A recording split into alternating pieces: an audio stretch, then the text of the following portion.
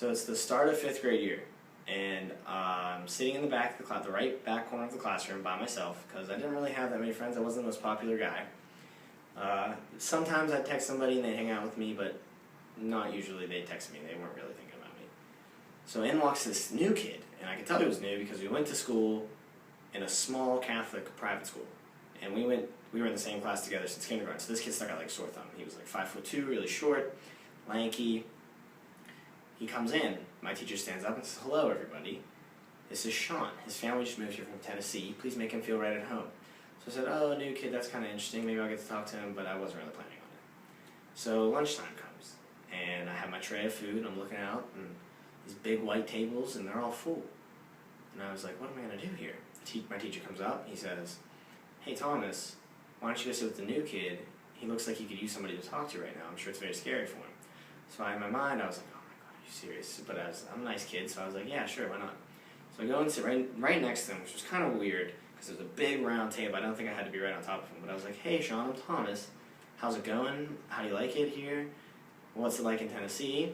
And we ended up just talking the whole lunch, and we had a lot in common. We were really clicking. It turned out that he wasn't just from Tennessee. He was born in Chicago, moved to Virginia, moved down to Florida, and then moved to Tennessee before finally moving to Pittsburgh, where he said his dad planned on staying put.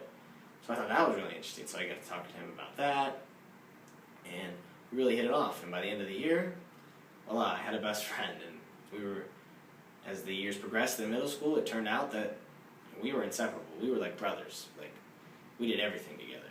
Me, him, and another guy named Casey in our class who we invited in, and he became really good friends with us. We were like the three amigos. Everybody knew us, and we were the best of friends in the whole entire school. And then we finally went to high school. And Casey went to a private school in the area, and me and Sean went to the public school, but we still lived around the same community, so we hung out every weekend almost, because we didn't really make new friends in high school. We just had us, so it was kind of hard for all of us, but at least we had each other. And I remember we just get to do a bunch of stupid stuff, have fun, do what teenagers do. I remember one snowy January night, though. We were sitting in my basement. Sean in the pink recliner facing the TV, me and Casey on the plaid couch against the wall. And there's a commercial in what we're watching, and Sean goes, "Guys, I have something to tell you." So I was like, "Oh, what's this going to be? Another hilarious joke." So we joke around with each other. He goes, "I'm moving to Colorado at the end of the year. My dad got a new job offer."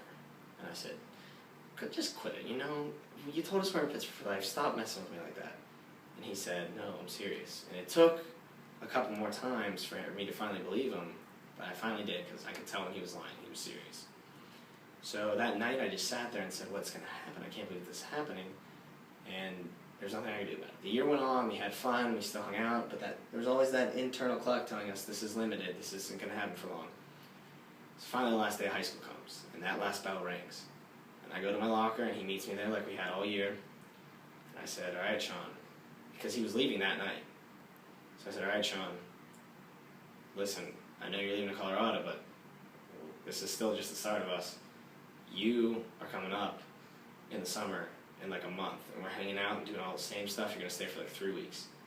And he was like, "Oh yeah," we hugged, it was like a great thing. And then he left, and actually that was it. I have never seen him since that day at my locker, and I don't think I ever will.